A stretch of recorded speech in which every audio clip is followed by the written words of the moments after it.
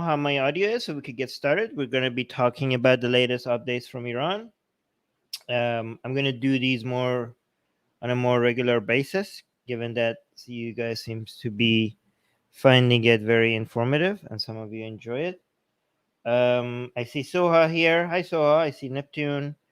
I see Havoc. Havoc is saying Armin's updates out of Iran are always interesting.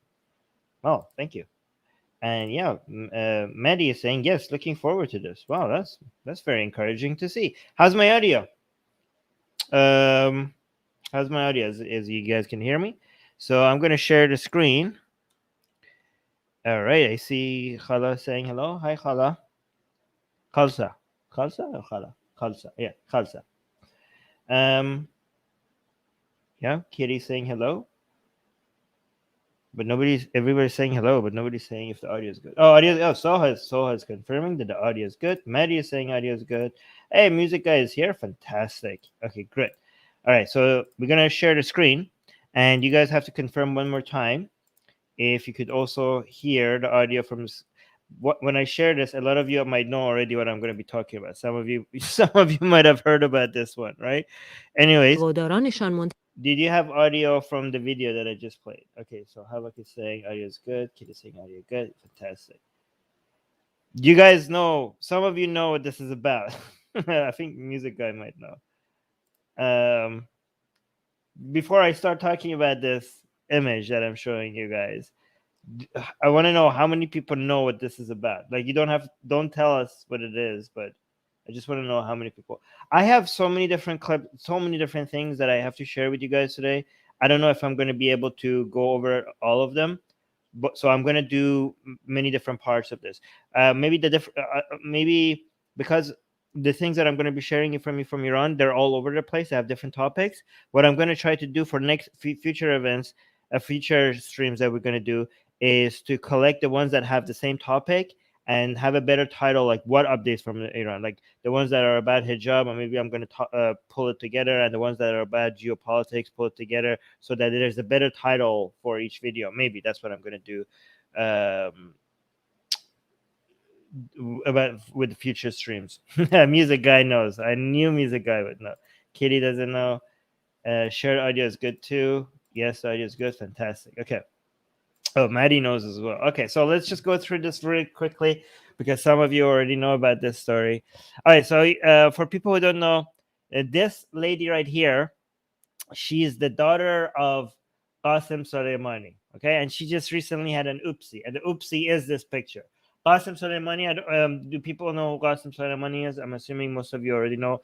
Qasim Soleimani was that horrible person who was responsible for a lot of crimes in the Middle East, and was basically the head of the Quds force of Iranians, the Islamic Republic of Iran's beyond its like military activities beyond its borders, right, around the region in Iraq. And Qasim, everyone knows Qasim Soleimani, right? The one that the Trump administration assassinated, which is one of the very few things that the Trump administration did that was good. Very few things. Most of what Trump administration did was bad, but this is one of the things that I was like, okay, thank you for this. Right. So yeah, a lot of people are pointing out to what the problem with this is, right? Okay, Mr. Jalal, can we focus on what we're talking about? Yeah, I'm gonna do maybe next week. I'm gonna do that, Mr. Jalal. But let's focus right now on this video, okay? Don't distract me with other topics right now. Okay, so let's go over this. So this is the daughter of Qasem Soleimani, basically the guy who the Trump administration assassinated. His daughter now is very famous. She has a celebrity status in Iran because of her father's martyrdom, and she's like really like using that new celebrity status, right? So, and she's been going everywhere. She's touring, and this is her in Lebanon, right? And she's being very, very active in Lebanon, okay? And just like her father, by the way, she speaks really good Arabic. By the way, Soha, let me know in the live chat when you hear her speak Arabic, how good is her Arabic, okay? So because she's Persian, so she's like, so like these are religious families in Iran know how to speak Arabic. Okay. So anyways, let's continue. So this is in Lebanon. As you know, Lebanon has been taken hostage by Hezbollah, right, which is a proxy of the Islamic Republic of Iran. And Qasem Soleimani used to be one of those people who made sure that the Islamic Republic of Iran has its grip all around the region. With his death, that grip has been loosened.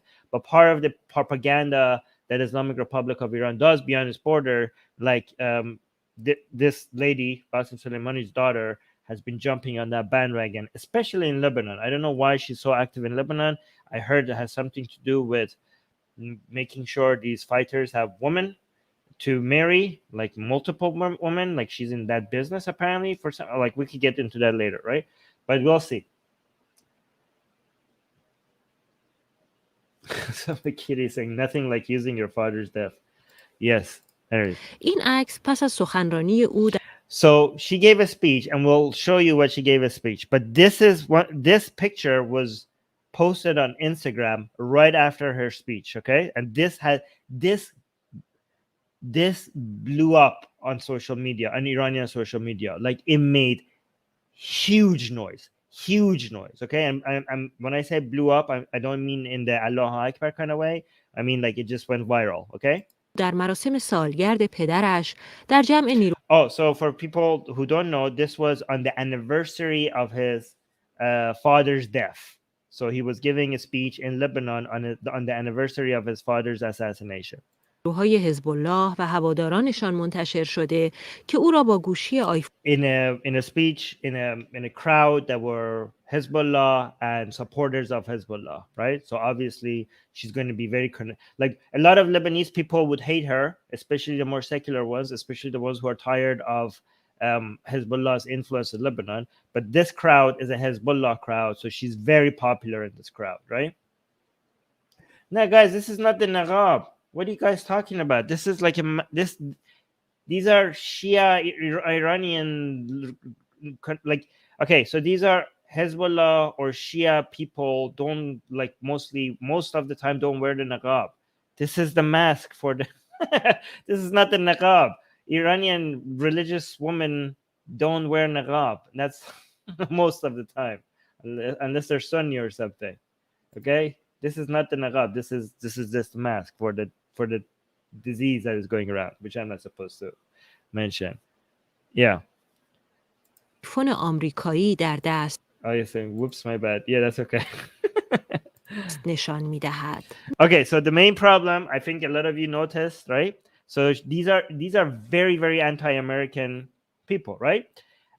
She's holding an iPhone. Okay, she's holding an iPhone in an event, in an anti-American event. That's why this picture went viral.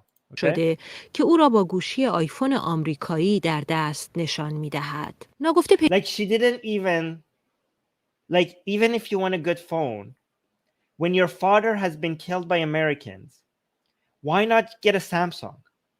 Why not get a Samsung? Why would you get an iPhone that is an American phone? Like in an event that is about being anti-American, you're holding an American phone. This is the oopsie that this picture was leaked. I mean, it wasn't leaked, it was posted on Instagram, but their reaction to this was insane. پیداست که این عکس چه تناقض عجیبی. Yeah, and it's not just an iPhone, it's a very new iPhone. Like it's the best iPhone you could get. Like guys, I don't know different iPhone kinds. I think people who get iPhones, like, anyways, I don't want to get over talk about that. But this is like very, very like the best. Like, how expensive is this, right? Like, get a Samsung. Like, oh my god. با فریادهای مرگ بر آمریکا و آرزوی. So the speaker of this video is saying it's obvious how contradictory she holding an iPhone is to all the Death to America chants that they had at this event. او درباره انتقام گیری از آمریکا در دقایقی قبل دارد.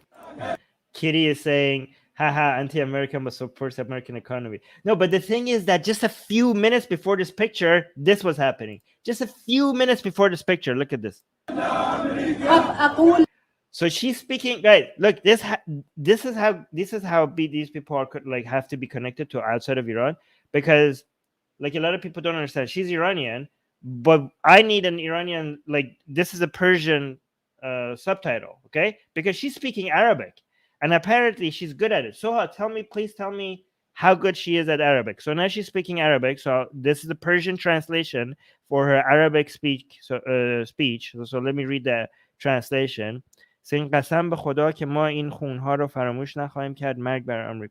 She's saying, I swear to God that we will not forget these blood, death to America. Okay, so let's hear that. That was in Persian. I read the Persian translation. Now let's hear that in Arabic. الأمريكيون والله والله والله لن ننسى هذه الدماء الموت الأمريكا. I know that part. So I know enough Arabic to know Mot means death. America is obviously America. So Al-Mot al-America means death to America. So I got that part. I got that Arabic part. الموت الأمريكا. Oh, الموت الأمريكا. Okay, wait. So she repeats it. She says death to America 3 times. والله والله والله لن. Oh, so she says. Oh, so she says Qasam be Khuda, which means like Wallah, or I swear to God, I swear to Allah. She says that 3 times. So she says Wallah, Wallah, Wallah, means I swear to Allah, I swear to Allah, I swear to Allah that we will not forget this. And then she repeats 3 times death to America. So ننسى هذه الدماء الموت الأمريكا. الموت الأمريكا. الموت الأمريكا. الموت الموت الأمريكا. Okay, so I know the translation is correct. Obviously, the translation is correct. I'm just asking if her Arabic is good. So Havak is saying her Arabic is good, not Lebanese Arabic. Yeah, I'm assuming like when you learn Arabic in Iran, you learn the traditional Egyptian dialect, I think.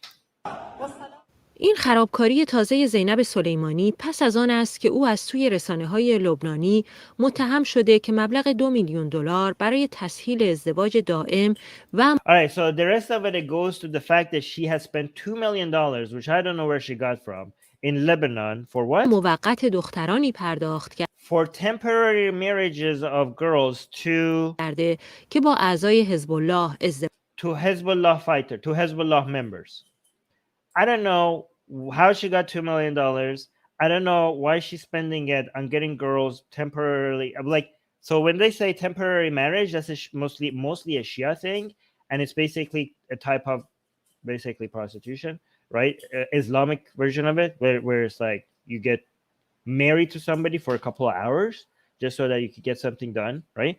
I mean, I'm trying to be not explicit because YouTube might like suppress what we're talking about, right? Oh yeah, Soha is saying here Arabic is good. All right, so I don't want to get into the rest of that, so let me get to the next video. But I don't know why she's doing that in Lebanon. Where she's like, is she like a pimp now? That's weird.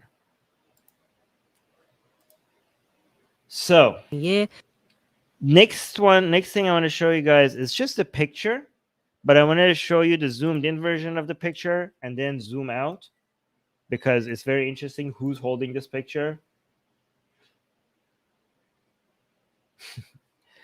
All right, so let's look at this one. Okay, so this is a picture that is not surprising coming out of Iran, right? Like it's in a protest in Iran, and a woman is holding the sign, and this kind of sentiment is like not very unusual. Iranians, like, let me tell you what it says. It says Jaya Akhund mullah madrasa nis hargez kollan hargez. Is that it? Kollan? Yeah. So basically saying this is a protest against in response to the changes in the education, the problems in the education system in Iran, right? And a lot of teachers are jobless, and they're being replaced with mullahs, right? So they're putting the mullahs in schools instead of like good teachers with their proper credentials and education. they're trying to make the education system in Iran more religious. So good teachers are being replaced with mullahs. So this woman is holding a sign. Oh, Qasim is here. Fantastic. Now we can make sure that we're getting everything correctly. Qasim is better at translation than I am. So he's here. So it's good that we know it. Okay. So the sign says the school is never a place for mullahs. Never. Right? So the person that is protesting in the street protest is against mullahs being in schools. Basically, a better translation might be keep the mullahs out of our schools, right? Like basic, the mullahs are supposed to be in mosques, not in schools, right? So that is a protest sign that you would expect based on the attitudes that you know from Iranians. It's not very surprising that people have these kind of attitudes. But I want for you guys to now we're going to zoom out for you to see what kind of a person is holding the sign, and that's the interesting thing. That is that the kind of person that is holding the sign is what has been changed in the past few years, right? Because it used to be what we expected of who has these kind of attitudes. That has shifted dramatically in the past couple of years. So now let's zoom out a little bit so you guys understand what I'm talking about. برای آموزش به مدارس. Wait, let's go back. Look. در کاغذی شنبه. So look, this is what I'm trying to talk to you about, okay? This is a religious woman, right? I'm going to show you so many videos and pictures like this, right? This is a Chadari woman, okay? So if you look at a woman like this back here, like they're wearing the manteau, so they're more liberal, okay? But this lady, she's religious. She's Chadari. She's the part of the conservative class in Iran. And what I'm trying to show you with many pictures and videos I'm going to show you in this stream and many other streams is that it's not just liberal people now in Iran that are frustrated with the influence of religion in their lives. It's also the religious ones. And this is confirms like the stats that we saw. I don't know how many of you saw, like we went over the stats that came out of Iran. There are many religious Shia Iranians that prefer a secular democracy over a theocracy now, based on the experience that they had with the Islamic Republic of Iran, right? So this is a religious woman, a religious Muslim Shia woman in Iran, holding a sign in public saying that keep the mullahs out of our schools. Okay? So just wanted to highlight that.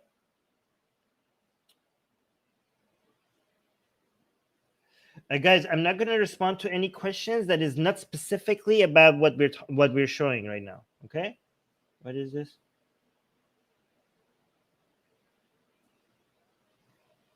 All right, let's go to the next video.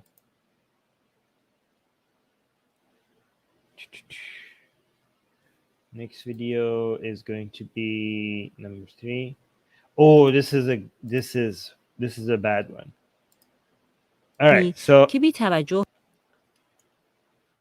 what I want to show you guys is, hold on, let me actually.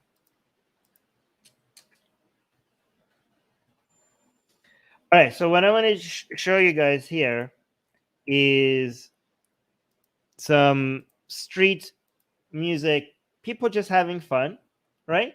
Just people in the street playing music, enjoying their time, okay? However, what's happening is that they're doing this at the anniversary of Prophet Muhammad's daughter Fatima's death, right? There's so in the Shia calendar, right? There's so many days that, like, Shia Muslims have 12 imams, plus Fatima, which is Muhammad's daughter, plus Muhammad himself, right? So you have, and all of them died or something happened to them, right? Something, so there's like 14 or 13 times in the year, and now we have Qasim Soleimani's death, and Khomeini's death. Oh my gosh, so many times in a year that you have to worry about, like, okay, somebody died 1400 years ago or 40 years ago. and we can't be happy. We have to be crying. We have to be sad. We have to just be like miserable because of these people that ruined our lives. They have to be upset that they died at some point. Okay, so this is just like, I just want to show you how anti-happiness, how anti-fun, how anti-music, how anti anything that brings joy. Like at this time like this in Iran, where the Islamic Republic has sucked the joy out of people's lives, you know, they can't even let them have music, just music. Like one thing that it's cheap and a good way to lift people up, right? Just like these people, it's like free music. Somebody's having fun, they're playing music, and people have gathered because it's festive, it's enjoyable. But unfortunately, it's happening at a time that Fatima Muhammad's daughter, is anniversary of her death. Okay, so apparently you can't be happy because of that, right? So let me, this is something I see about Shias don't have, relative to other religions, which have like holidays around being festive and happy about things. Shia Islam is just like, oh, let's just have anniversaries and excuses for being sad all the time. Like just be crying and not have music and just like shut down anything that brings joy in people's life. Those are the things that they keep, their holidays. Shia holidays are mostly around being sad. Okay, it's so bizarre. It's like the most anti-fun, promotion of misery religion in the world is Shia Islam. All right, so let's watch this. Let's just watch people having fun, not harming anybody, and let's look at this. A mullah coming out and sucking the joy out of everyone's happiness. Okay, let's watch this.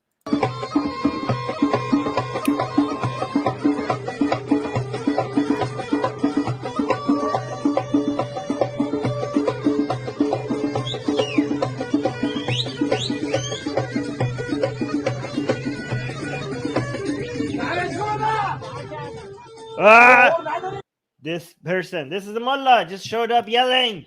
She's yelling. Is like, shame on you. What are you doing? Look at this. Look at this. Look, all of these people are having fun, filming it, enjoying it. Look at this. Like, have you no shame? It's like I don't know, the anniversary of blah blah, like whatever. Look how he's yelling. He's like have some rationality apparently. Like what the fuck? The mullah is yelling, telling people to have like be rational. Like what are they doing? Look at this. Everybody's having fun until a mullah shows up.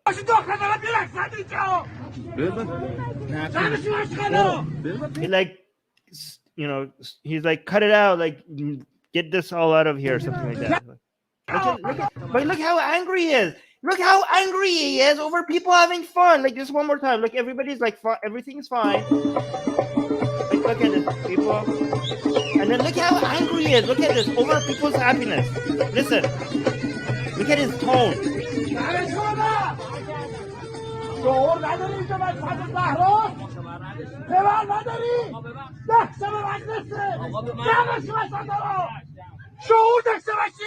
Oh my God.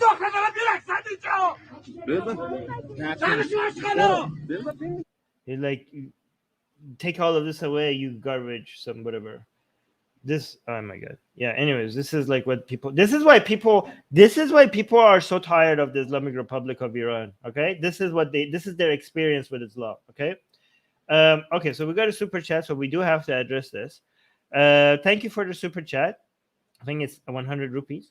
Saying Battler. Okay, so he's saying, hi Armin, slightly off topic, but if Gammon polls numbers on Zoroastrianism is true, or is this an expression of Persian nationalism without religion? I haven't looked into the Zoroastrian numbers, but again, Zoroastrian numbers coming out of Iran is really depending on what you mean by Zoroastrian, right? So do you have the traditional Zoroastrians, or people who identify as Zoroastrian as a rebellious, as a form of rebellion, as a form of nationalism or rebellion against the Islamic Republic of Iran? I'm assuming the Gammon poll didn't very specify that in their questionnaire and just ask people if they're Zoroastrian, right? So we have, like, in my view, you have the OG Zoroastrians, like Zoroastrians who are actually Zoroastrians and know Zoroastrianism and actually do the traditional things and go to the temple and are actually born into a, like, I don't know, Zoroastrian family or whatever. And then you have some people who just don't know much about Zoroastrianism. They just know that Islam is against it and it was like an ancient religion of Iran, and they just want to go back to the glorious times when Persia was an empire and it was pre-Islamic, and they have this romanticized view of it, and they just use the label Zoroastrianism as a way to associate more with that rather than what Iran is today. So we have two different kinds of Zoroastrians in Iran. I don't know if is it like both of those, like, so, and I don't know which one the stats of, like, I have no idea knowing which one is more than the other one. Like, yeah, I have no idea. I just know there's two kinds, right? But anyways, so let's move on to the next. Did that answer your question? Was that an? I just don't know the percentages of each. I just know that there's two different kinds, right? Let me know if that answers anything. If it was a good enough answer. Let me go to the next video. Oh, this one also was huge on social media. Huge. I don't know if, I think Music Guy might have already sent this. This one went viral on Iranian social media. Okay, so let's look at the next one.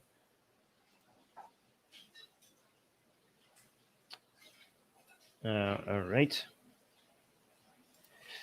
Okay, guys, this made, oh my God, this made such a loud noise on the Iranian social media. People were celebrating this. Okay, so I don't, Music Guy, have you seen this already? هم از سرش سراغ آخوند زده. وقتی متحد روزنامه‌داران خیابان انقلاب بگویند در سال روزی که ویدا موحد روسری را زد سر چوب، حالا عمامه زیر پای زنان. ماجرا از این قرار بود که در شهر قم زنی با یک All right, so in Qom, which is a city in Iran, which is the, I don't know, one of the two most religious cities in Iran, right? Qom is like the center of, you know, the center of Shia, at least the Iranian version of Shia Islam is Qom, okay? I would say, like, actually the biggest center of Shia Islam when it comes is Qom in Iran. It's the city of Qom in Iran. It's arguably the most religious city in Iran, okay?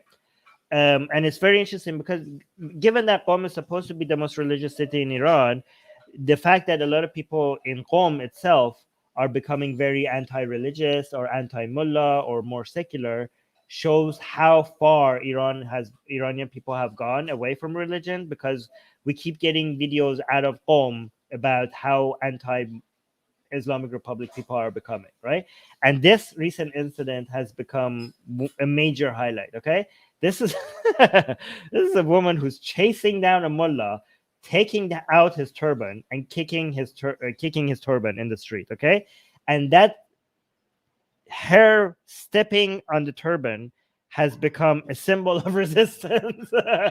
People have made so many drawings of her foot on the turban, okay, and made this like a new symbol of, you know how the symbol of resistance became a couple of years ago, became this woman taking off her hijab and putting it on her stick, and that was a symbol of resistance by women against religion in Iran.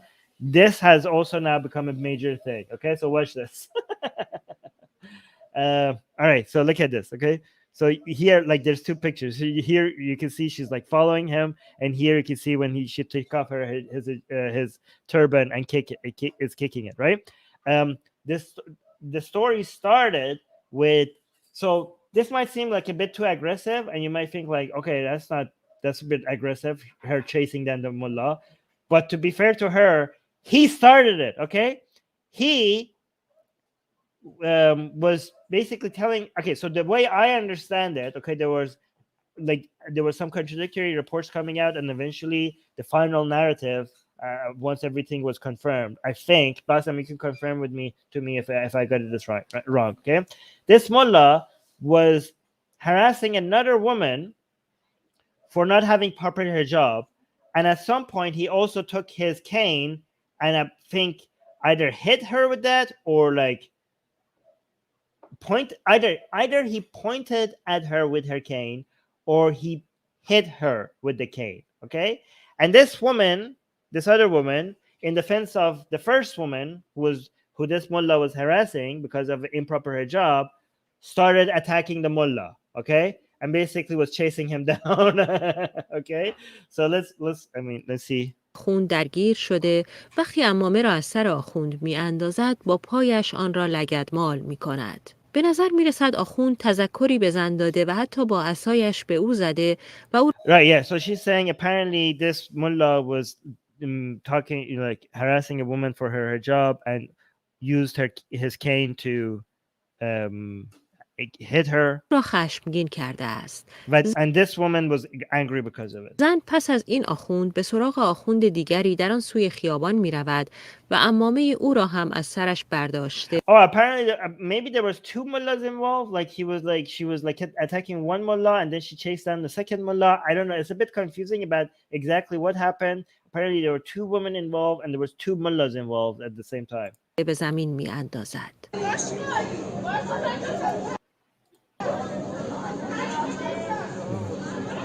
Oh my God, look at that. Look, do you see that?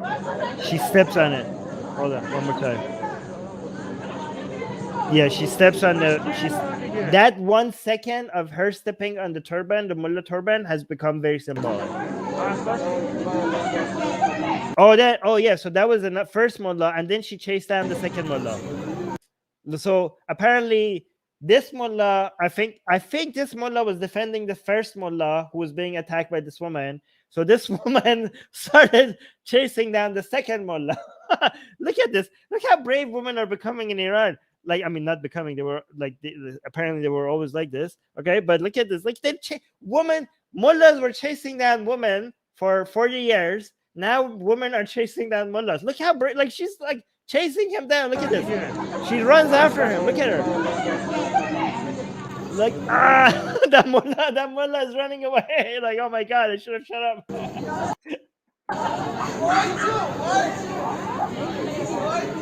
Oh wait, did that other mullah also lost her turban?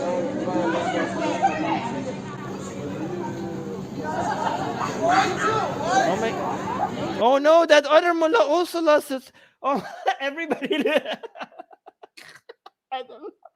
I didn't know the second mullah also lost his turban. Wait, I didn't notice this part. Okay, both I can confirm that both mullahs have lost their turbans because of one woman. Oh my God, she's still chasing him. He's running away. She's like, give me your phone. Why is she asking for his phone? He's running away.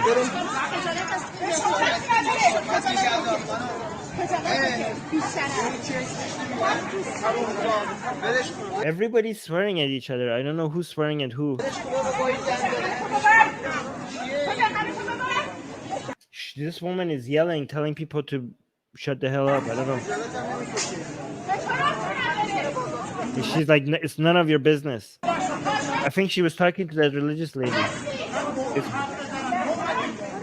I think, no, she's talking to the mullah. It's hard to understand.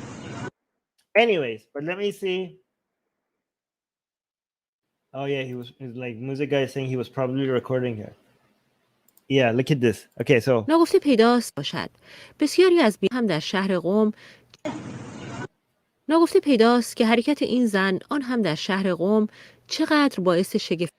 I see the super chat. I will get to the super chat. Let me start so I can get back to it. So the speaker of this video is saying it's obvious that how much an event like this in a city like Qom, which is such a religious city. میتواند باشد. بسیاری از بینندگان در شهر قم چقدر باعث شگفتی میتواند. Like has shocked so many people. باشد. Like بسیاری it's very shocking. از بینندگان فیلم او را تحسین کرده نوشتند. Like she's saying so many people who watch this video are like congratulating her and saying باورتان می شود وسط قم یک شیرزن like like somebody like on Twitter, somebody for example is saying, can you believe in the middle of Qom, a lioness is like how you say brave woman, I guess, in Iran, right? پس از لگدمال کردن عمامه یک After kicking a mullah's turban, آخوند او را this mullah ran away. Like people are laughing and loving فراری it. داد. Oh, this is Mali. I've seen Masih Ali Najad highlighted that video. اهالی قم هم گفتند اینجا نزدیک حرم و متراکمترین نقطه So people in Qom are saying this was actually close to a shrine. So it was like not only in a religious city, apparently a very religious part of a very religious city. حضور آخوندها در شهر است. آنها میگویند این حرکت را از چند زن قومی دیگر هم دیدند و People in Qom are confirming that they have seen more women becoming bold like this in Qom. اینکه در قم زنان به سرعت در حال کنار گذاشتن چادر هستند.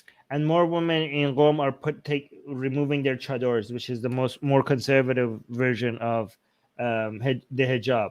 Yeah, I remember the first time I went to Qom, I felt like I was on a different planet because I couldn't find a woman with that chador. In Tehran, it was, especially Upper Tehran, where I grew up, it's rare to see women in chadors. But then when I went to Qom, almost every woman was in chador. Like I think I counted one woman not in chador, but apparently that's changing. مسیح علی نژاد But I want to see so this is Messi talking about this. Yeah, she's saying, she's confirming the same thing. Oh, here. در دوربین‌ها Look at this. موش کرد که این اتفاق دارد در قم می‌افتد. People are like making it a symbolic icon of something. You look at this, like people are drawing it. Anyways, okay, so I want to get to the next video. But let me see, what was the super chat about?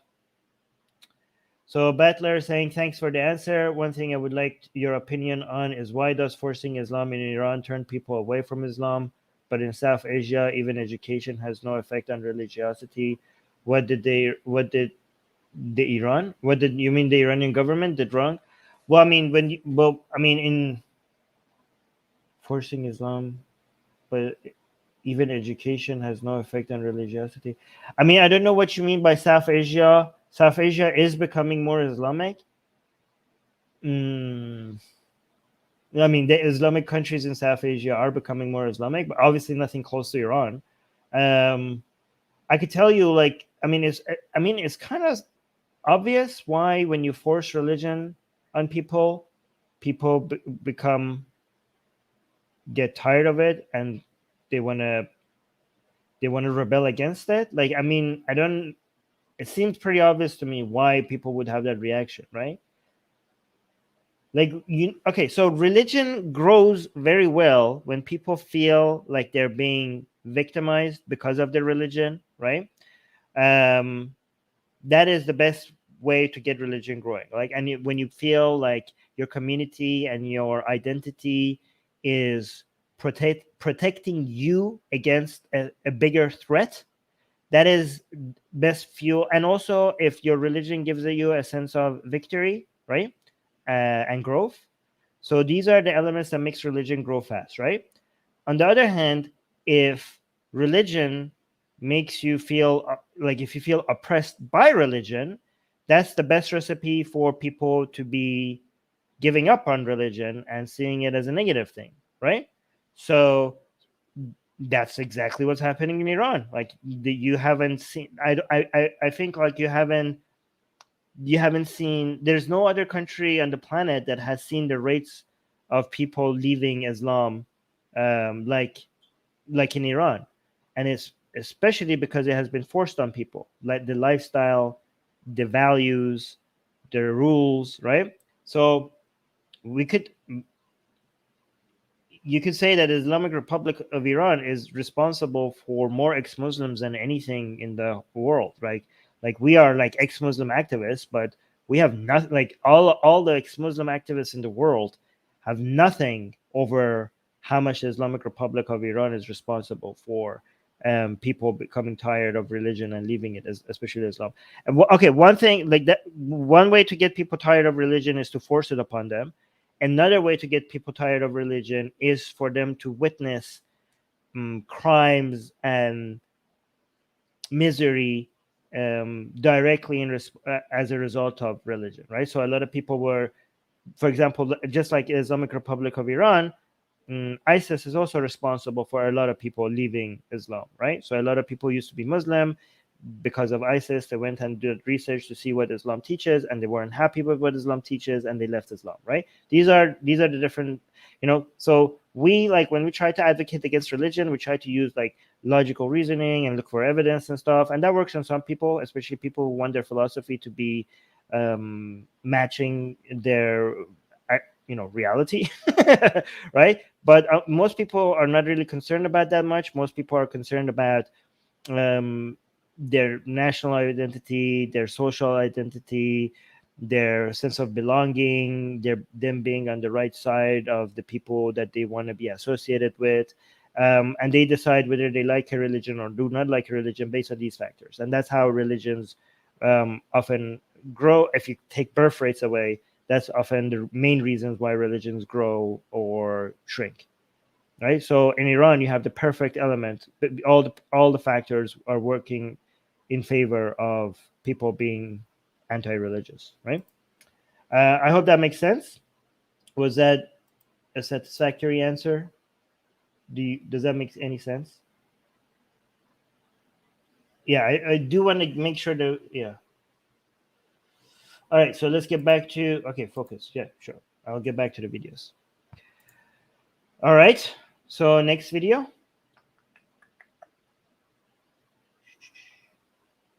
Let me see if Qasim said anything.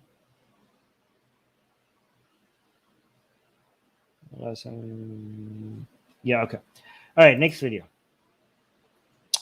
Oh, this is, okay, this one is a more lighthearted one, okay? stand.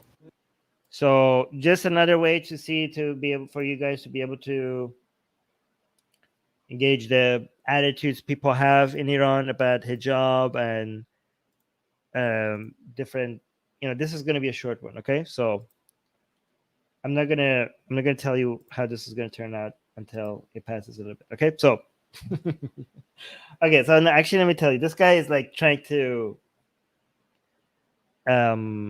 he's gonna sound very serious, okay? But you'll see that he's making light of the situation, okay? So let's see how it starts. So he's saying that it's important, like we need to like wear proper hijab, like we need to follow the hijab rules, right?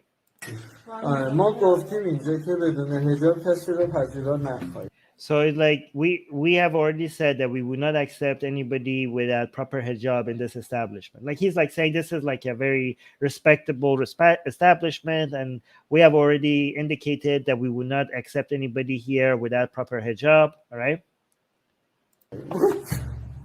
Oh, he's laughing. Okay, wait. Did he? Wait, is he? I think, did he just laugh? I thought he was managed to remain serious the entire time.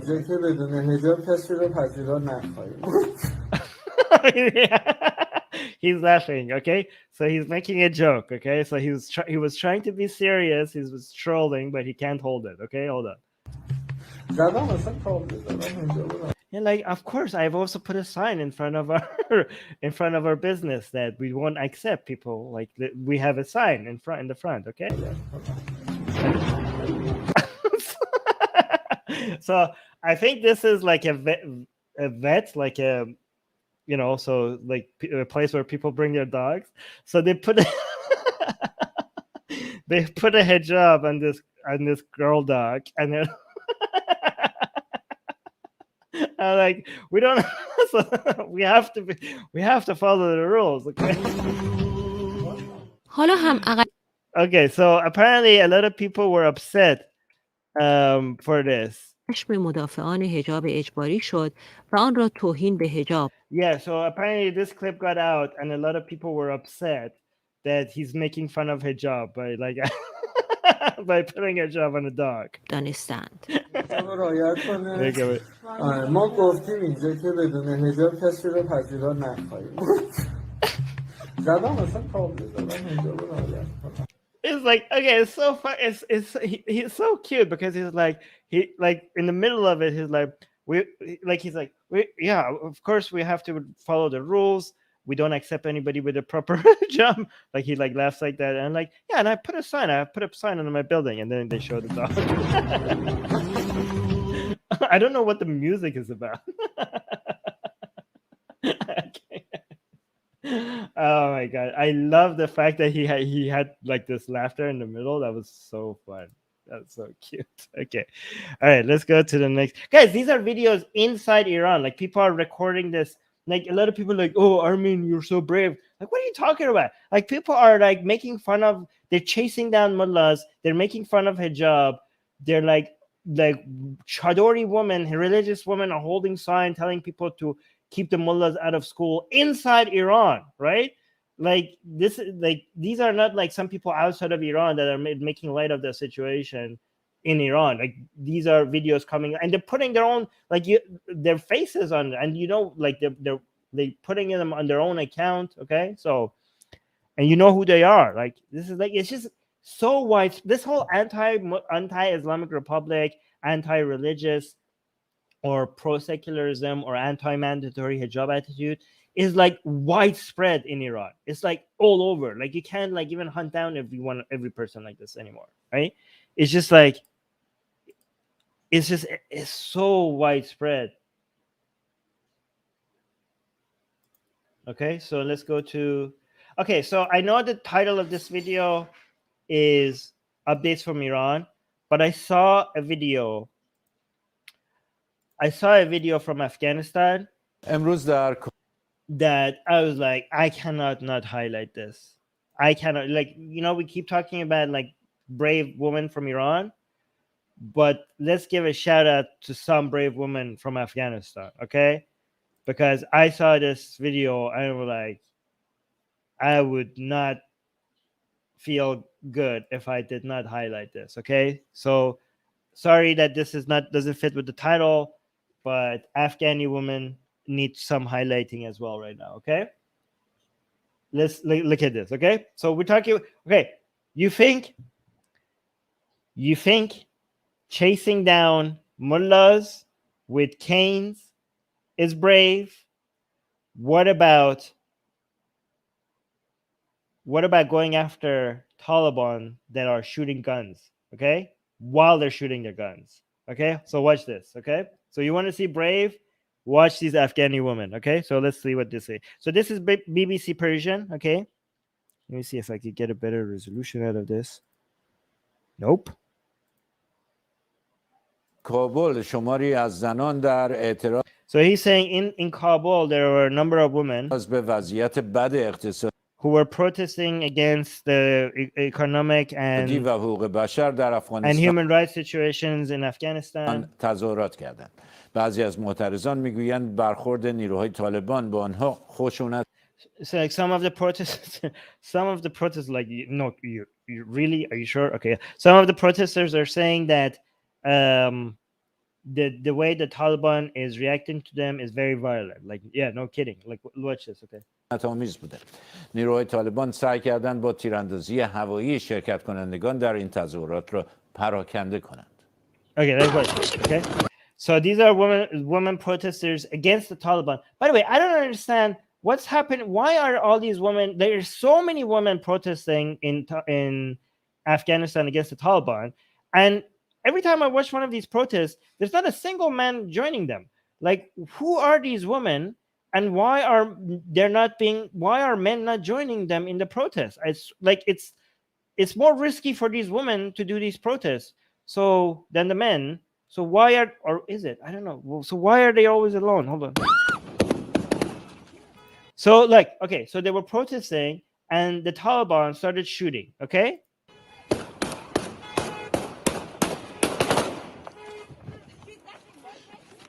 Okay, so this was shooting so that the women protesters go away, and look what happened. So one of the women shouts, "Natarsid, natarsid," which means "Don't be afraid, don't be afraid." And then somebody repeats. Some other woman started repeating, "Don't be afraid, don't be afraid." And they go back to the protest. Okay, they keep marching. Look. Look, they were protesting. They started shooting, so they ran a little bit, and then somebody shouted. One of the women shouted, "Don't be afraid!" And then they come back and they start keep with the march. Natarsid means don't be afraid, and the rest of them are saying don't be afraid. So like, don't be afraid, don't be afraid. We're together, like we're all together. So don't be afraid.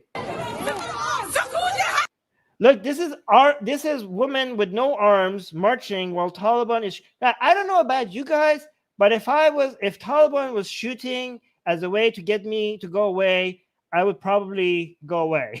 Okay, I would probably not like it. We're talking Taliban, okay? Like they have a history of shooting women, okay? So it's not like oh no, they're just like, I would be wondering like, yeah, they might actually shoot me, okay? So if Taliban ever shoots a gun to scare me and to make me run away, it will work. It would work, okay? But these women, I don't know how, they come back stronger, right? Look, this is the reaction after the Taliban starts shooting.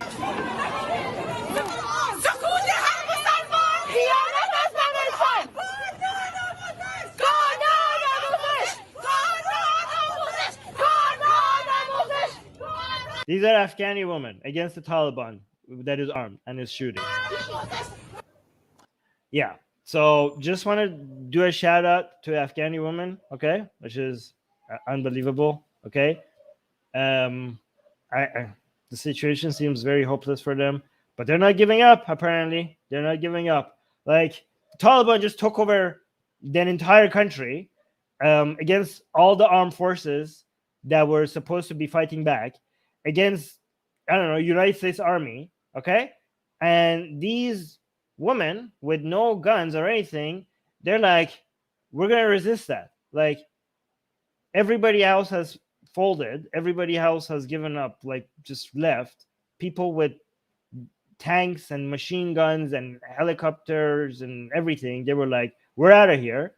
We're not gonna resist against Taliban. And these women are like, we're gonna still fight, like against all odds. Like they have nothing going for them. They have no chance of winning, and they're still not giving up against the Taliban that has just taken over the country and doesn't have a good record of how they treat women, right? So that is unbelievable. That is unbelievable. Like I don't even know what to say. Like, wow.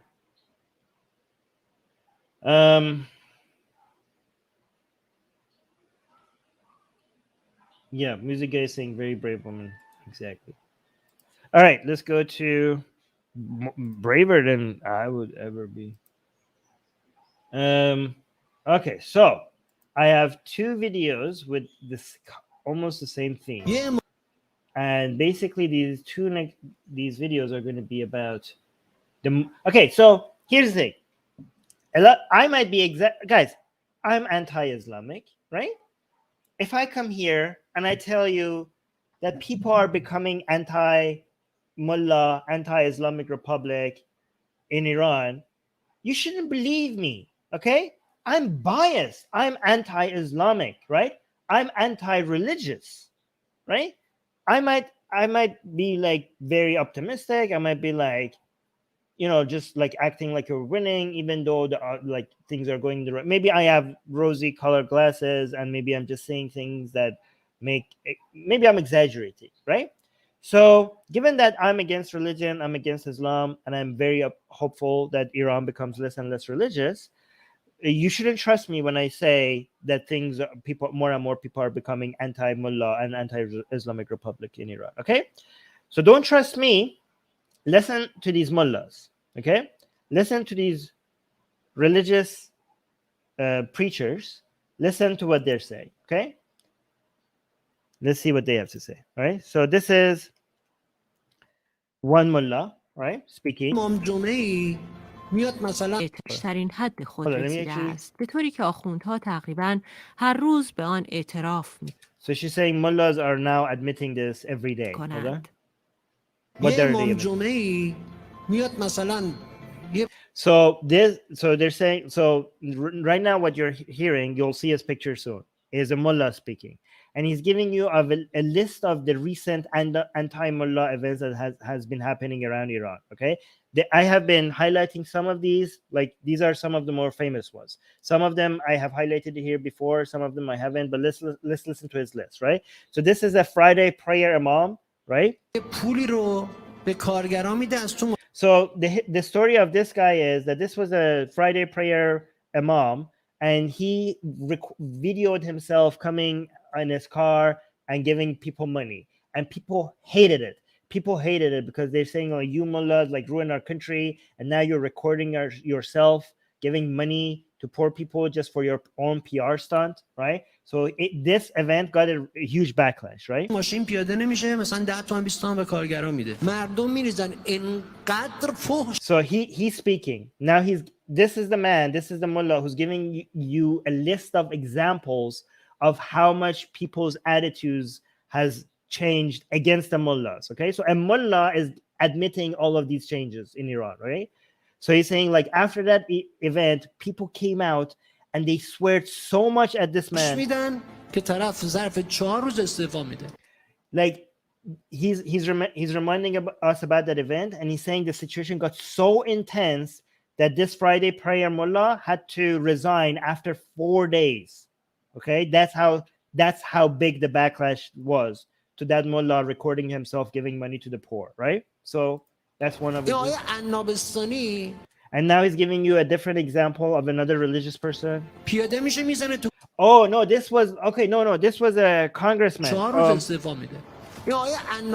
Yeah, I think this was this was a Majlis representative, which is like kind of like a MP, it was like a member of parliament, kind of like a member of parliament in Iran, right? So the story behind, so he's giving you the second example, right? He's saying that this was a story when there was a cop that stopped his car or something, and this member of parliament, he got out of his car and he slapped the police officer, right? And so many people got so angry at this member of parliament who slapped the police officer, and the people came into the defense of the police officer, right? میزنه تو گوش سربازه میریزن طرفدار نیرو انتظامی میشن. Like so many people came in defense of the officer. همه با هم همین all these people became in defense of the police officer. سرباز یه آدم دیگه تو گوشش میزد. I'm speaking Persian in the middle of this. He's saying that if this police officer was slapped by anyone else, people would be against the police officer in defense of the person who did the slapping, right? Because people in general are against the government. Like a lot of people are not in general. A lot of people are against the government. So you would think that they wouldn't take the side of the police officer, right? In Iran, people would be taking the side of whoever slapped the police officer, right?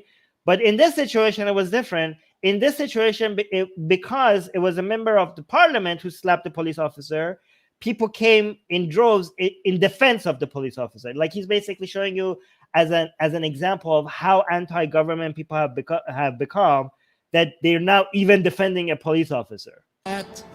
یعنی تو گوشی به نظام بود. همه میگفتن درود بر.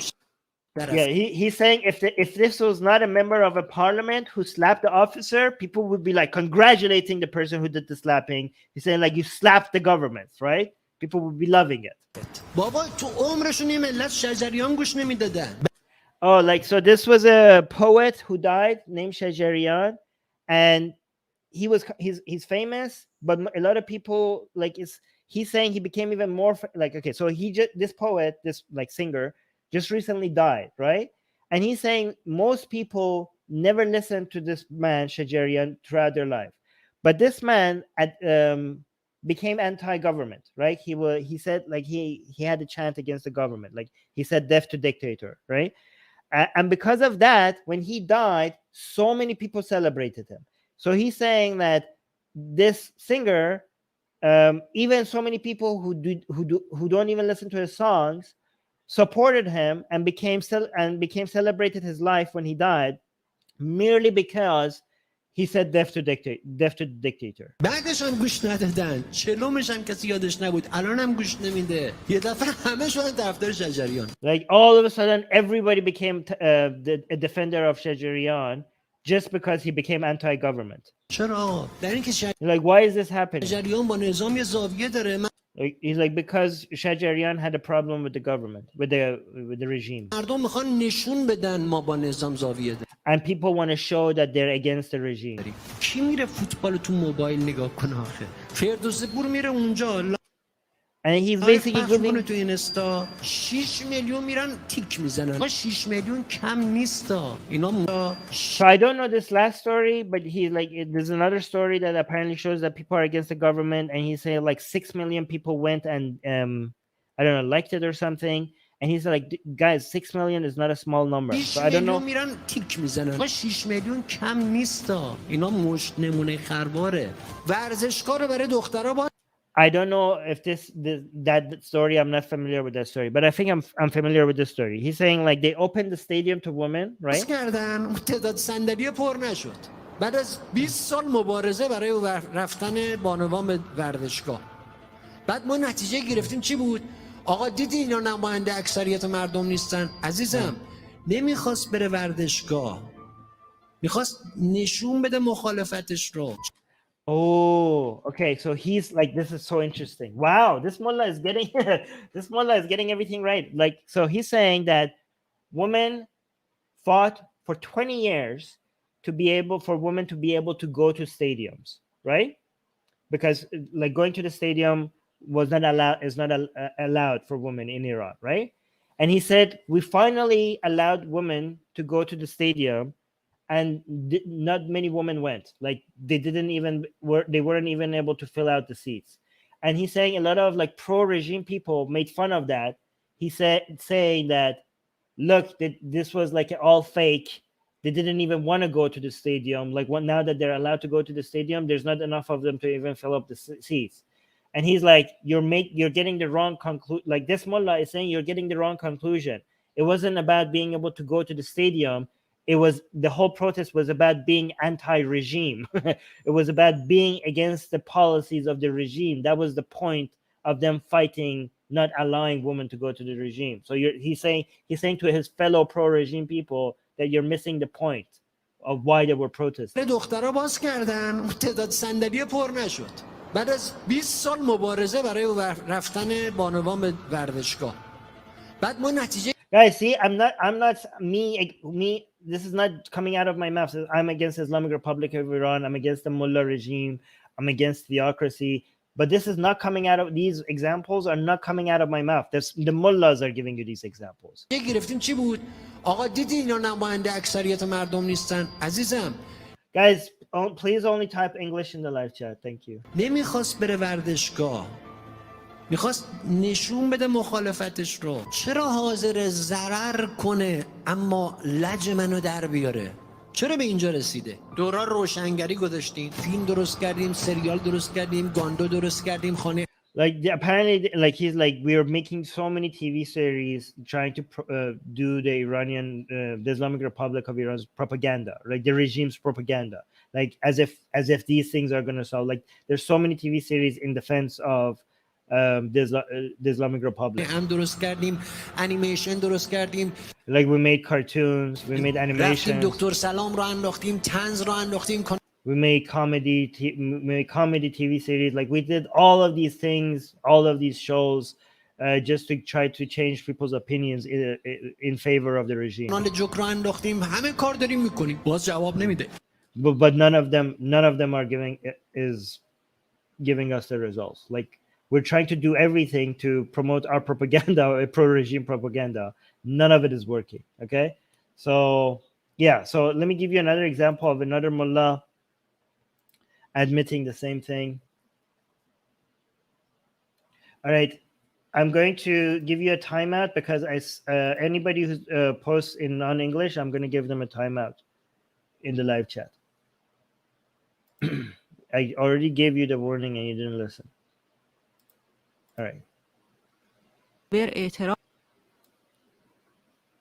Here's another example.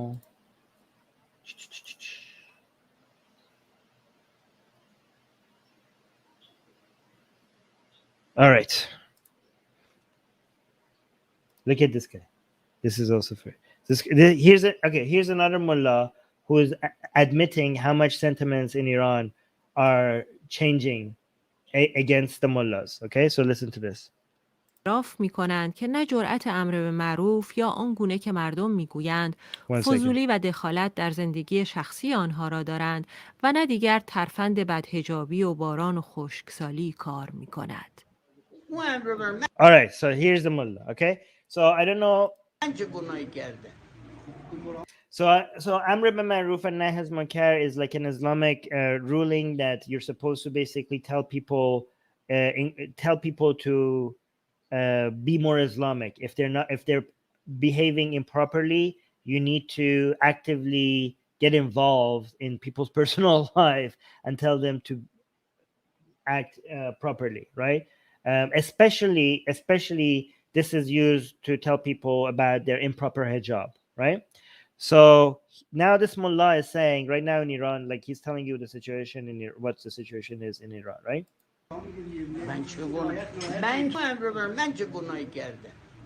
He's like, yeah, like apparently somebody's telling him that they're supposed to do Amr bin Ma'ruf and Nahy anil Munkar, like they're supposed to get people, like when they see people not living Islamically, they're supposed to tell them and like get involved, and right? And he's like, what about me? Like what sin have I committed? Like apparently there's a cost associated with telling people this. What is the cost? Hold on, look at this.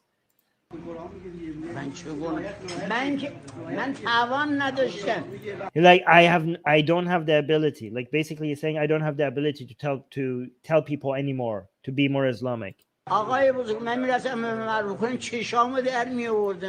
Like he says if I tell he's saying if I go and tell people these things, they will pluck out my eye. They will take out my eye.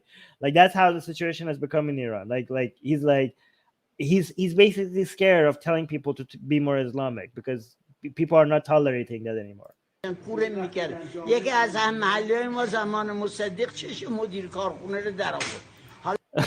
Yeah, I don't know if this is true. I don't know what he's talking about. It's like he's talking about somebody who was. He's giving you an example of somebody who had to pay a heavy cost for just telling people to be more Islamic. He's repeating the same thing. Like, what did I do wrong? Like he's like, what did I do wrong? Why do I have to pay that cost basically?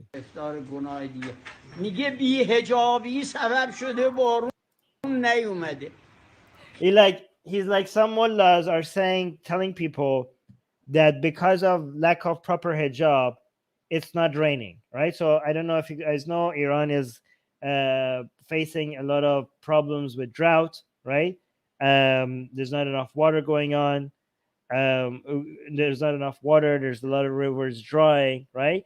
And a lot of it, some of it is because of global warming, and also a lot of it is because of mismanagement by the government when it comes to the water situation, right?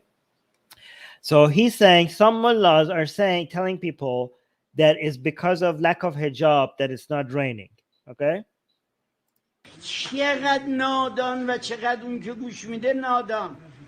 Like how stupid do these mullahs have to be, and how stupid are the people who are listening to this mullah and believing them?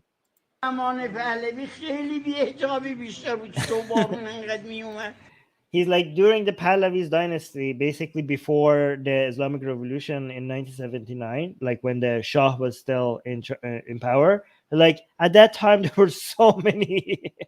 They're like, why are these mullahs basically saying? Why are these mullahs saying this? Before the Islamic Revolution in Iran, there were so many women without the hijab, and it used to rain a lot. So it's like we had so much rain back then. How could this be? How could this be because of lack of hijab? یه ذره موش حالا بیرون بارون خدا بری یه ذره موی اون نفرسه و زمان پهلوی و چه جور بود زمان شاه.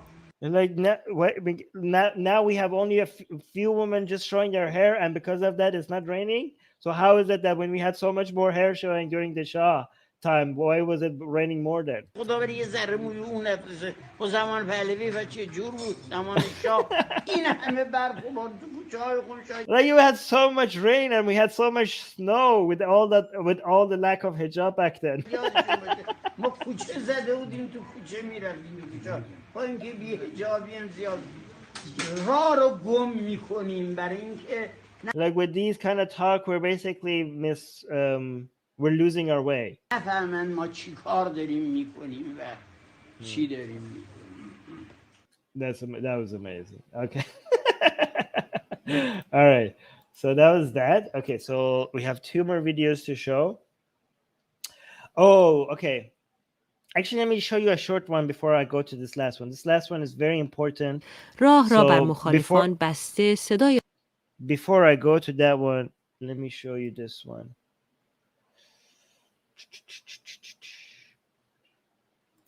Okay. This is going to be a small clip, and after that, I'm going to go to the most important one. One of, because there's a lot of confusion about that. So I need you guys to know. Okay. So this is a short one before we go to that one. So the video is just explaining that how this is Khamenei, the supreme leader in Iran, right? When I was in Iran, I never even could fathom somebody would dare speak against them. Now I'll show you what's happening, right? But right now there's an effort in Iran to shut down social media, make an internal internet, and just completely cut off the internet from outside of Iran. I don't know if it's possible. I hope not. But basically a North Korea situation. That's the goal. I don't think it's possible, but we'll see.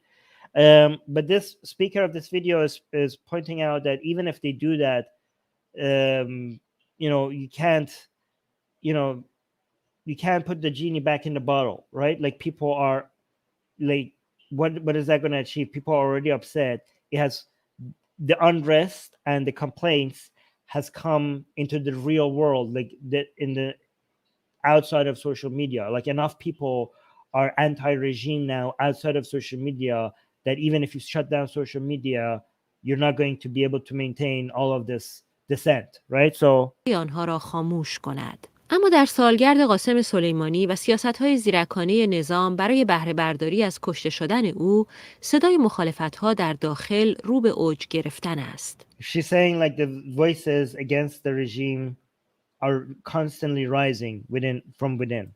و روزی نیست که زن یا مردی از گوشه‌ای فریاد اعتراض سر ندهد.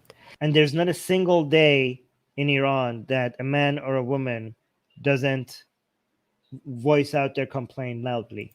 همزمان با تلاش حکومت برای بزرگداشت سلیمانی و آرمان‌های حکومت و نقشه محدودسازی. Anyways, basically I want to get to the example, right? So this, the main thing I wanted to show was this, right? So this is Khamenei, and you can see like this is a woman inside Iran recording herself, writing on the wall, دختران بر death to Khamenei, right? So this is like pretty intense. Like I could never imagine, like back when I was in Iran, I could never imagine somebody doing something like this. Now it's a daily, like it's like at least a weekly occurrence, right? And people are recording themselves and publishing it, right? دیوارها رادیکال ترین شعارها را می‌نویسند و شهروندان. So she's saying women in Iran are writing the most radical chants on walls. از همدستی مسئولان با دزدان میگویند و از اینکه And they're talking about how corrupted the situation is. چرا باید از اعتراض Like just this used to be unimaginable. Just this. Somebody just recording themselves in public in Iran, writing death to Khamenei on a wall. Like this is unbelievable that this is happening. Like to me, back like 20 years ago, this would be like, I would be like, my jaw would drop seeing somebody doing this. Like, like I would like somebody could be passing you and seeing this. Like it's unbelievable. Anyways, all right. So let's go to the most important video for today. It might be less. It's less appealing, right? But the most important. Okay. So I'm going to show you this clip from BBC Persian. Okay, this is going to be not as appealing to watch as the rest of them. Okay, but there's a there's some misinformation that I constantly see being spread by some leftists, especially anti-imperialist, anti-everything America does leftists that want to blame everything bad that happens anywhere in the world on the United States. Again, I don't make excuses for the bad things the United States actually does. Like, we highlight them here. You guys know that we highlight them here on this show. Like, we don't shy away from it, right? But we also don't exaggerate.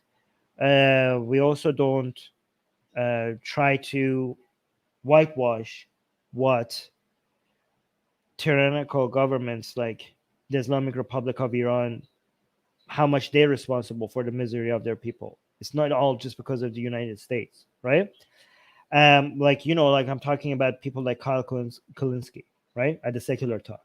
And one of the main things that they point out is how United States has sanctioned food and medicine to Iran, okay? And this clip starts talking about that as well. But like, it's very dishonest because food and medicine haven't been sanctioned. Everything has been sanctioned except food and medicine, right? And again, whatever you think about the policies, the fact that you exaggerate and say things that are not true, like if United States is doing something wrong, just focus on the things that are factual and they're doing wrong. You don't need to say things that are not true. Okay, so let's actually highlight this part. Okay, so we want to see. I mean, I have seen so many experts talk about this, and every time I hear the experts talk about this, it goes against the narrative that the sanctions are responsible for medicine not getting to Iran. And I should have clipped every single one of them. Okay, but now I saw, like, this is the latest one I've seen. And from now on, every time I see it, I'm going to clip it, okay? Because there's so many of them. Every time I hear experts talking about this, it goes against what the leftists are telling Americans about the nature of sanctions on Iran, okay? So, yes, exactly. Secular Talk, or basically a Soleimani apologist. I'm going to do an entire stream dedicated to that, by the way, okay? So let's actually let's listen to this BBC. This is BBC. Okay, so this is a pretty legitimate, outlet, and also they're bringing an expert. So let's listen to this. So it gets to the point at the very end. The point that I want to highlight, it gets to the very end. But let's get some context before we get to the point. Okay. در ایران کمبود دارو مشکل ساز شده. رئیس She's saying in Iran lack of medicine is becoming is a problem, obviously.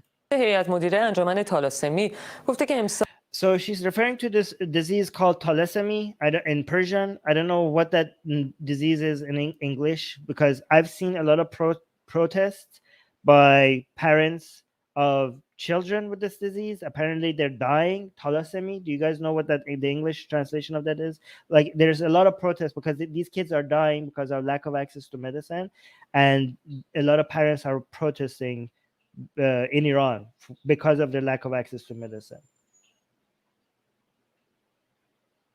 Right. So again, don't believe everything these anti-imperialist people tell you, that they try to frame the narrative as if everything is because of like imperialism and stuff like that. Okay. So anybody knows what this disease is? Thalassemia. سال هیچ دارویی برای درمان این بیماری وارد نشده. محمد علی گفته که امسال هیچ دارویی برای درمان این بیماری وارد. So this year apparently no medicine for this disease has been imported to Iran, not a single one. نشده. محمد علیزاده گفته که آمار مرگ و میر بیماران مبتلا به تالاسمی به شدت بالا رفته و در 3 سال گذشته. So the stats for people dying from this disease, thalassemia, has increased in the past year. دست کم 538 بیمار جانشان را از دست دادند. 538 people in the last year have died from this disease. Guys, what's the name of this disease in English? Thalassemia. Anybody knows?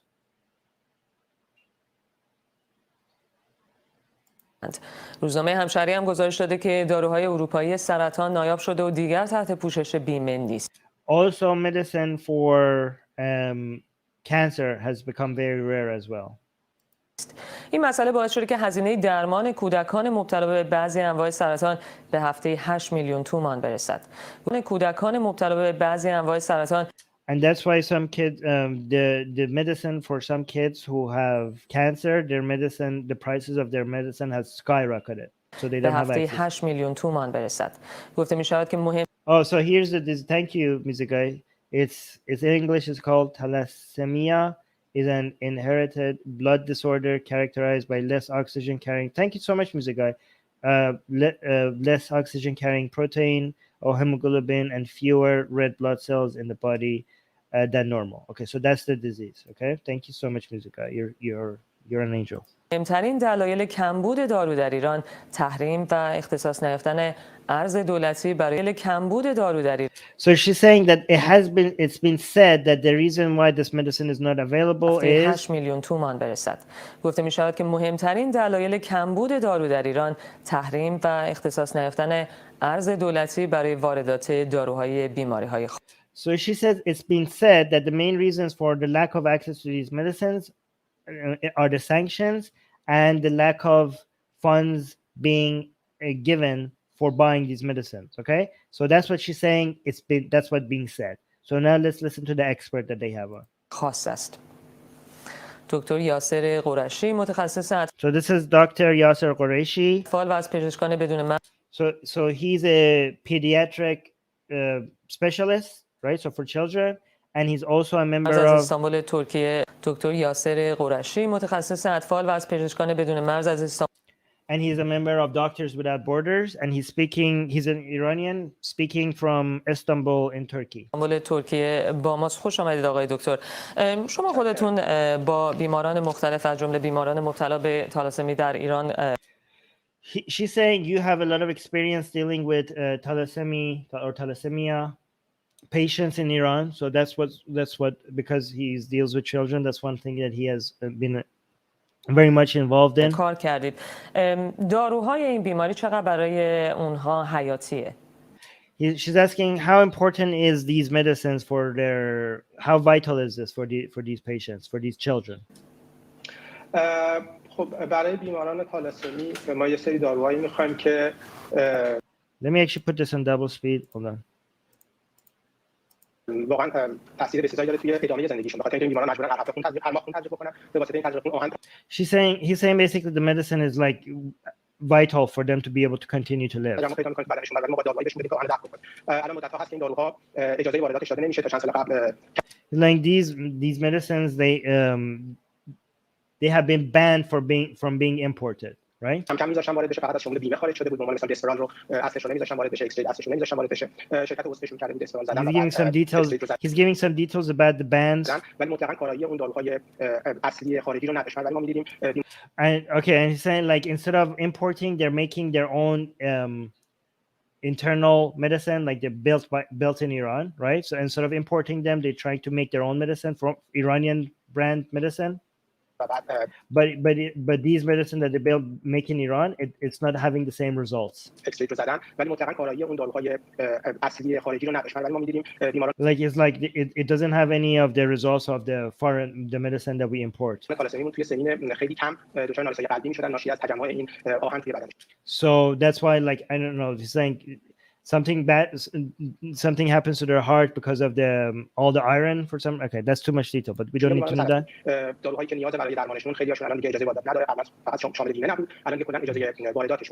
Like many of this medicine, they don't allow us to import it anymore. Like what happens to them if they don't get this medicine? Like if they don't get this medicine, they die. The kids die. But he's saying, but it's a very slow death. It's a very slow process, and it's a very torturous death, slow, torturous way to die, right? So these are the kids, by the way. I feel like a lot of them can't walk.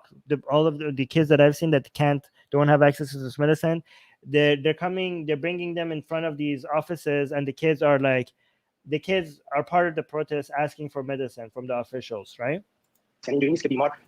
And these are the parents protesting in front of the governmental offices. Like he's saying these patients will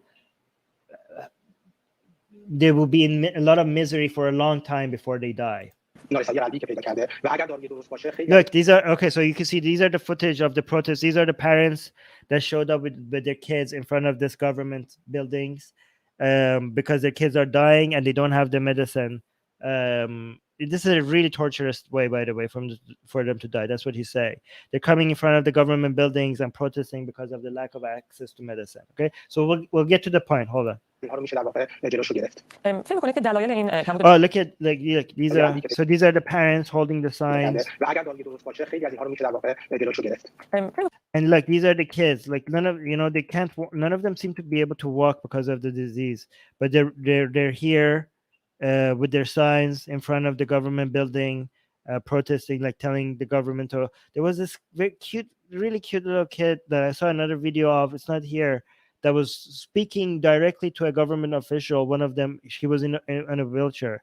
He was very well spoken, even though he was really young. Like, and he was very well spoken, like official, like really taking the government official to task. Okay, so but let's see. So now here's the important part. Okay, and I want people who listen to Kyle Kulinski and all these anti-imperialists who think that all the problems in Iran is because of the sanctions.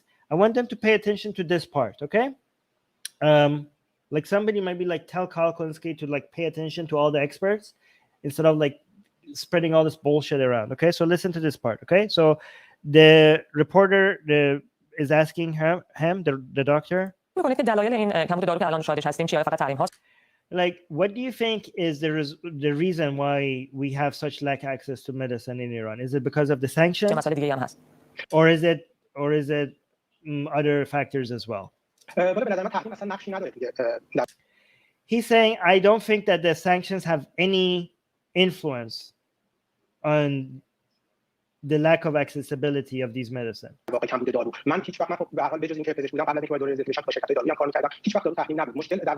when I was working in Iran, I was a doctor, but I was also working with part of his job was also working with all these medicine providing or companies, and he's saying like he's working with institutions responsible for getting these medicines, and he's like he like medicine was never sanctioned. There was never an issue, like sanctions was never basically prohibiting him from getting the medicine. So he's confirming somebody who was working, a doctor who's working directly with these institutions with medicine, like that was like getting these medicine was part of his job. He's saying sanctions were never the problem. There were no sanctions on medicine. He's confirming that. So it's not a lot of people are like, oh well, technically there's no sanctions, but effectively because of the sanctions people can't get this medicine. He's saying that he had the reason why he was not being able to get some medicine had nothing to do with the sanctions. Okay, so now he tells you why he didn't have access to medicine. Okay, he's like, the reason why we don't have access to some medicine is because of the government policies when some of the policies when they decide that certain medicine should not be imported, right? The reason why we don't have medicine in Iran for these kids who are dying is because the government has decided that certain medicine shouldn't be imported. It's a decision by the government, not because of the sanctions. Okay? Like, and the reason is the excuse for them, the excuse for banning certain medicine from being imported is to support internal production. Okay? These children are dying because of the government's protectionist attitudes. These children are being tortured, having slowly miserable lives, slowly dying in the most excruciating way because this government wants to encourage internal production. That's why they're dying. It's protectionism that is killing these children, not the sanctions. It's the government that is murdering these children in favor of boosting the economy because they think protectionism works.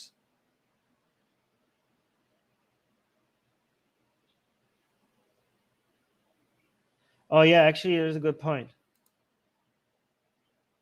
Somebody who I can't pronounce the name is saying, "Wait, do you mean to tell me that it's there that their so-called anti-imperialist attitudes basically are saying that they'll deny giving the population essential medicine?" Yes, actually, you're very correct. Actually, I didn't think about it like that. So it's actually not imperialism, what these people call imperialism, that is killing these children. It's actually anti-imperialist attitudes that is killing these children. Like, it's in the name of anti-imperialism. It's in the name of not being reliant on Western powers. That attitude is killing these children. So anti-imperialism is killing these children, not imperialism. I mean, what so-called anti-imperialism and so-called imperialism.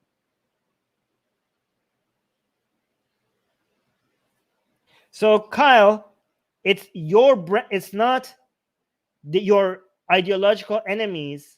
It's not their way of thought that is killing these children. It's your brand of thinking, your anti-Americanism, your dogmatic anti-Western attitudes. It's people who think like you who are responsible for these children dying.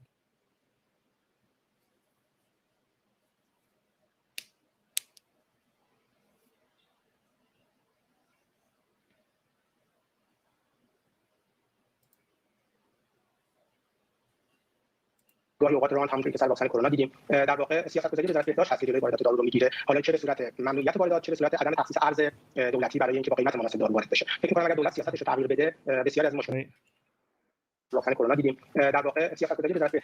So he's saying, like, this is exactly what we saw with the Rona virus, the jab that is required for the disease that you guys is going around.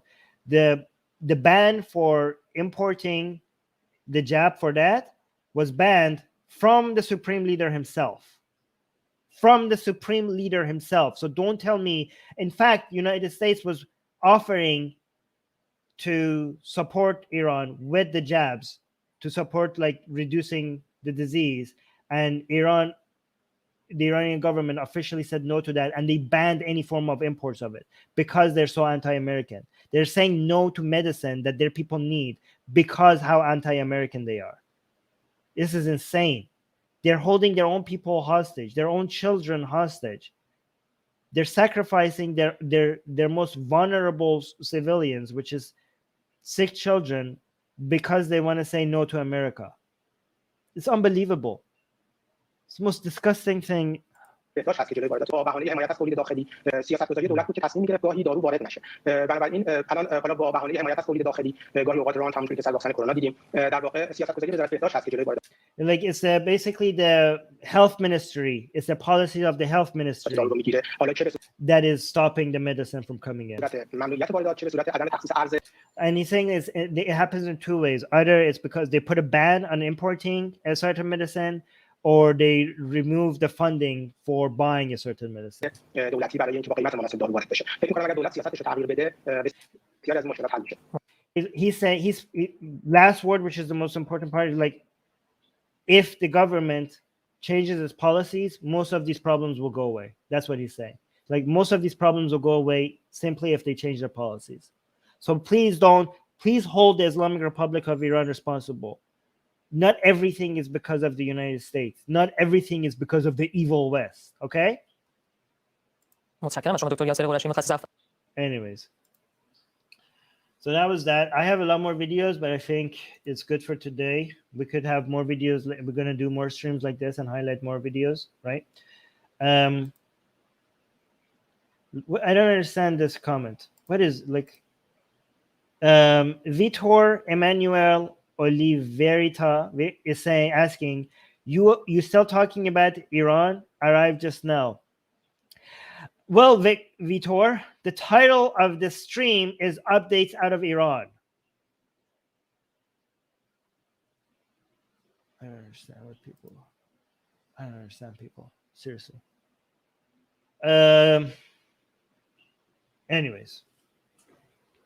Okay, guys. So that was the updates from Iran. I'm gonna do more of these. Let me know if you want me to do more streams like this. I have a lot more updates that I can share with you guys. Christian is saying, great show, keep it up. Oh, thank you. Music Guy is saying, Supreme Leader is definitely going to hell if it exists. Yeah. Music Guy is saying, thanks for sharing all these videos, Armin. I would have never seen these. Oh, thank you, Music Guy. Guys, please make sure before leaving to like this video. It really helps us grow the channel. You know, I was here, I did like this was free. You know, unless you're a Patreon or a member, channel member, I went and found all these for you guys. And if you don't want to support us financially, just like the video. The like really helps us grow the channel. It doesn't cost you anything other than half a second, and it really helps us grow. So please don't go away without liking the video. Okay, please just do that. It's really easy. Okay, it just takes half a second. Okay. And if you do want to support us financially, link in the description. But don't support us financially, please, if you're struggling financially. Okay? Thank you. Okay. Thank you so much. Thank you, guys. Thank you for the support. Thank you for the flowers, Ian. That's very sweet. It's okay, Vitor. It's okay. I'm just being, I'm just being. Thanks for the stream. All right. Thank you, guys. All right, guys. I'm going to go. And thank you for the support. And please share the video if you think anybody would be interested. All right. Bye, guys. Bye.